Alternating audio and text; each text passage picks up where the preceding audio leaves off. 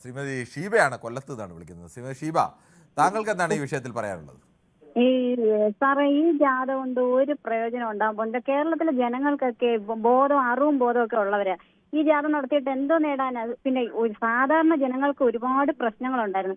ആ പ്രശ്നങ്ങൾ കണ്ട് മനസ്സിലാക്കി അത് പരിഹരിക്കാൻ നോക്കാമെങ്കിൽ ഈ നിലവിലെ ഗവൺമെന്റിന് എന്തെങ്കിലുമൊക്കെ കിട്ടും. കാര്യം എത്രയോ കുഞ്ഞുങ്ങളെ തെരുവ് പറ്റി കടിച്ചു കീറി ഇത്രയും നാൾ, ഇപ്പം 10 വർഷം ആവാൻ പോകുന്നു. ഇതിനൊരു പരിഹാരം ഉണ്ടാക്കാതെ ഈ ജാഥ നടത്തിയിട്ട് എന്തോ നേടാനാ സാറേ? സാറേ, നിങ്ങളുടെ ചാനലെങ്കിലും ഈ മന്ത്രിമാരെ ആരെങ്കിലും ഒന്ന് ബോധ്യപ്പെടുത്ത്. ഈ തെരുവ് പട്ടികളുടെ ഇത് കാരണം കുഞ്ഞുങ്ങളെ കൊണ്ട് പുറത്തിറങ്ങാൻ വയ്യ സാറേ. സ്കൂളിൽ വിടാൻ പറ്റുന്നുണ്ടോ? ഇതിനെങ്കിലും ഒരു പരിഹാരം കണ്ടാൽ കുറച്ച് വോട്ടും കൂടെ കിട്ടും. അല്ലാതെ ഇത് നടത്തിയിട്ട് യാതൊരു ഗുണവുമില്ല. ശരി, ശ്രീമതി ഷീബയാണ് അഭിപ്രായം പറഞ്ഞത്. മറ്റു പക്ഷേ ജോയി ആണ് കോഴിക്കോട് നിന്ന്. ജോയി, താങ്കൾക്ക് എന്താണ് അഭിപ്രായം? ഈ ജാഥകൾ ഒരു രാഷ്ട്രീയ പ്രവർത്തനത്തിന്റെ പുതിയ കാലത്തും അനിവാര്യമായ ഒരു ഭാഗമാണോ, അതോ അതിന് പുതിയ രൂപങ്ങളൊക്കെ കണ്ടെത്തേണ്ടത് ഉണ്ടോ? ഇല്ല സാറേ, ഞാൻ ഒരു രാഷ്ട്രീയ കക്ഷിയിലുള്ള ആളല്ല. ഏതെങ്കിലും ഒരു രാഷ്ട്രീയ കക്ഷിയിലുള്ള ആളാവുന്നത് ഒരു തെറ്റല്ല ശ്രീ ജോയി. അതെ, എനിക്ക് പറയാനുള്ളതേ. ഹലോ, പറഞ്ഞോളൂ. എനിക്ക് പറയാനുള്ളത് വെച്ചാല് ഞാനൊരു ഹാർട്ട് പേഷ്യന്റ് ആണ്. ശരി. ഹലോ ഹലോ ശ്രീ ജോയി പറഞ്ഞോളൂ, താങ്കൾ തുടർച്ചയായി പറഞ്ഞോളൂ. എനിക്കാണെങ്കിൽ 21 മാസത്തെ പെൻഷൻ കിട്ടാണ്ട് കെട്ടിട നിർമ്മാണ തൊഴിലാളിയുടെ ഒരു രാഷ്ട്രീയ പാർട്ടികളും അത് പറയുന്നില്ല, അതിനെപ്പറ്റി വിമർശിക്കുന്നില്ല. ഞാൻ ഈ ചാനലിൽ ചർച്ചയൊക്കെ കാണുന്ന ആളാണ്. പക്ഷെ ഒരു കാര്യം, ഇവര് യാത്ര നടത്തിയിട്ട് എന്താ കാര്യം? CPM ഇടതുപക്ഷമായാലും വലതുപക്ഷമായാലും യാത്ര നടത്തിയിട്ട് എന്താ കാര്യം? ജനങ്ങളിലേക്ക് ഇറങ്ങി വന്നിട്ട് ഇവര് ജനങ്ങളുടെ ബുദ്ധിമുട്ടുകൾ എന്താണെന്നുള്ളത് ഒരു രാഷ്ട്രീയ നേതാക്കന്മാരും അന്വേഷിക്കുന്നില്ല സാർ. ശരി, ശ്രീ ജോയിയാണ്. ജോയി പറഞ്ഞ വിഷയത്തെക്കുറിച്ച് നമുക്ക് പരിശോധിക്കാം. എന്തായാലും ശ്രീ നാരായണ മേനോനാണ് തൃശ്ശൂരിൽ നിന്നാണ് വിളിക്കുന്നത്. ശ്രീ നാരായണ മേനോൻ, താങ്കൾക്ക് ഈ വിഷയത്തിലുള്ള അഭിപ്രായം എന്താണ്?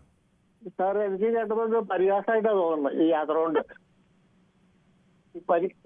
ഇതുകൊണ്ടൊന്നും ഒരു കാര്യം, ജനങ്ങളെ ഒരു 20% ജനങ്ങളും നിഷ്പക്ഷ പാർട്ടികളുണ്ട്.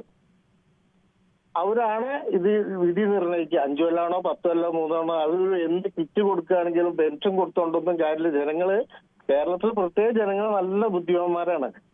ഈ വണ്ടി യാത്ര ചെയ്ത് കുറച്ച് ബസ്സുമായിട്ട് യാത്ര ചെയ്തവര് എത്ര ലക്ഷങ്ങളൊക്കെ ചെലവാക്കിയെന്നറിയോ? അത് വല്ല ഉരുൾപൊട്ടലുള്ള ആൾക്കാർക്ക് വല്ല വീട് വെച്ച് കൊടുക്കുക, പാവങ്ങൾക്ക് എന്തെങ്കിലും ചെയ്യേ. ഇപ്പൊ അത് കൃഷിക്കാർക്ക് ഇവിടെ പന്നി ശല്യം, പേപ്പറ്റി ശല്യം, ഇതൊക്കെയാണ് ചെയ്യേണ്ടത്. അല്ലാണ്ട് ചുമ്മാ തെക്കുന്ന് വടക്കോട്ടും പടിഞ്ഞാട്ടും യാത്ര നടത്തുന്നത് ആ കാലമൊക്കെ കഴിഞ്ഞു. അതൊക്കെ ഏതോ കാലത്തല്ല. ഇപ്പൊ പരിപാടിയും ചായയും കുടിച്ചോണ്ടും പാർട്ടി വലുതാവും തോന്നില്ല. ജനങ്ങൾ ഒരു കാലത്ത് ഉണ്ടായിരുന്നു, എന്റെ ചെറുപ്പത്തിലൊക്കെ ഉണ്ടായിരുന്നു. ഞാൻ നല്ല പാർട്ടി പ്രവർത്തകരായിരുന്നു ഒരു കാലത്ത്. ഇപ്പോഴുള്ള നിഷ്പക്ഷ ആൾക്കാരുണ്ട്, ഒരു 20% ആൾക്കാർ നിഷ്പക്ഷ ആൾക്കാരുണ്ട്. അവര് ഏത് പാർട്ടിക്കാ ശരിയാന്ന് ജനങ്ങൾ അവരാ തീരുമാനിക്കുന്നത്, ആരാ ഭരിക്കേണ്ടതെന്ന് അവരാണ് തീരുമാനിക്കേണ്ടത്. ശരി, താങ്കളുടെ അഭിപ്രായം വ്യക്തമാണ്. നമുക്ക് വേഗത്തിൽ ചില യൂട്യൂബ് കമന്റുകൾ കൂടി വായിക്കേണ്ടതുണ്ട്. ഷിജു കിരിയത്ത് പറയുന്നു, ഉള്ളി polarisation will work out for BJP and secularism for UDF and LDF എന്ന് പറയുന്നു. ഹേ കിരൺ, നമസ്കാരമെന്ന് അരുന്ധതി കോലപ്പറമ്പത്ത് പറയുന്നു.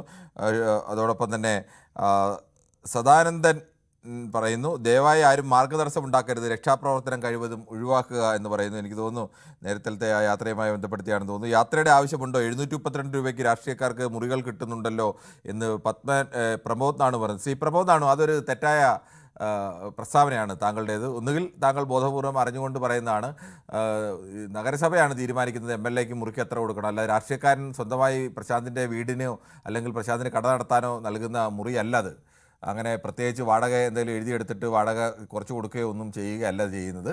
അത് നഗരസഭയുടെ കെട്ടിടങ്ങൾ നഗരസഭ ജനപ്രതിനിധികൾക്ക് നൽകുന്നതാണ്. അതിന് 832 രൂപ തന്നെ വാടക വാങ്ങിക്കുന്നത് ശരിയാണോ എന്നുള്ളതാണ് നമ്മൾ ആലോചിക്കേണ്ടത്. സോഷ്യൽ മീഡിയയിൽ യാത്രയുടെ റീൽസ് ഇടാൻ വേണ്ടിയാവും യാത്ര നടത്തുന്നതെന്ന് അക്യുറസ് പറയുന്നു. എന്തായാലും അത് കൊള്ളാം. ബാക്കി ഷാജി ഭാസ്കരൻ പറയുന്നു, UDF കാലത്ത് എല്ലാത്തിനും ദിവസേന വില കുറയുകയായിരുന്നു എന്ന് പറയുന്നു. ഷാജി ഭാസ്കരൻ എനിക്ക് തോന്നുന്നു UDF വന്നാൽ വില കുറയുമെന്ന് പറഞ്ഞതിന് ഉള്ള മറുപടിയായിട്ട് പറഞ്ഞാണെന്ന് തോന്നുന്നു. Still remember Prem Nazir did Kerala yatra for UDF in 1987 election എന്ന് പറയുന്നു. അത് ഷിജു കിരിയത്താണ് 87 ഇലക്ഷനിൽ പ്രേം നസീർ UDF വേണ്ടി യാത്ര നടത്തിയതിനെ കുറിച്ചാണെന്ന് പറയുന്നത്. തലശ്ശേരി ബാലകൃഷ്ണൻ എന്ന പേരിൽ ഒരാൾ പൂജ നടത്തിയെന്നതിൽ പരോക്ഷമായി കോടിയേരിയാണ് ഉദ്ദേശിച്ചതെന്ന് തോന്നുന്നു. അത് വേറെ ആളാണ്, അദ്ദേഹത്തെ എനിക്കറിയാം. ചിറക്കര സ്കൂളിലെ അധ്യാപകനായിരുന്നുവെന്ന് അജിത് കുമാർ മാറോളി ചൂണ്ടിക്കാണിക്കുന്നു. മറ്റേ സബീന സുൽഫി പറയുന്നു it's simply an excursion four political leaders എന്ന് പറയുന്നു. അതത്ര ഒരു എക്സ്കർഷൻ ഒന്നുമല്ല സബീന. അവരെ സംബന്ധിച്ചിടത്തോളം, യാത്രയിൽ പങ്കെടുക്കുന്ന നേതാക്കളെ സംബന്ധിച്ചിടത്തോളം അത് ഭാരിച്ച ഉത്തരവാദിത്വം തന്നെയാണ്. 2 ആൺമക്കളാണ്. എന്തായാലും മറ്റ് കാര്യങ്ങളൊക്കെയാണ്. യാത്രയിലുടനീളം മാധ്യമ ശ്രദ്ധ കിട്ടും, അത് യാത്രയുടെ ഒരു ഗുണമാണ്. അജിത് കുമാർ മാറോളിയാണ് പറഞ്ഞത്. അത് ശരിയാണ്, യാത്രയിൽ കൂടുതൽ മാധ്യമ ശ്രദ്ധ വരും, അപ്പോൾ കൂടുതൽ കാര്യങ്ങൾ ജനങ്ങളിലേക്ക് എത്തിക്കാൻ കഴിയുമെന്നുള്ളത് ഒരു യാഥാർത്ഥ്യം തന്നെയാണ്. അത് അത്ര ഒരു പോസിറ്റീവ് വശവും കൂടി അതിനിടയിലുണ്ട്. യാത്ര കൊണ്ട് ഗുണമുണ്ടായില്ല എന്ന് പറയരുത്, പാർട്ടികൾക്ക് ഫണ്ട് വളരുമല്ലോ എന്ന് മോഹൻ പറയുന്നു. അമോസിനോക്സോ യാത്ര നടത്തിയാൽ ഉള്ള വോട്ടും കൂടി പോകും, ജനങ്ങൾക്ക് ശല്യമായിരിക്കും യാത്ര. ഉരുൾപൊട്ടൽ സ്ഥലത്ത് വീട് വെക്കുന്നത് നാരായണൻ നായർ അറിഞ്ഞില്ലേ എന്ന് ഷാജി ഭാസ്കരൻ ചോദിക്കും. എന്തായാലും നമുക്ക് ഈ വിഷയത്തിൽ ചർച്ച തുടരേണ്ടതുണ്ട്.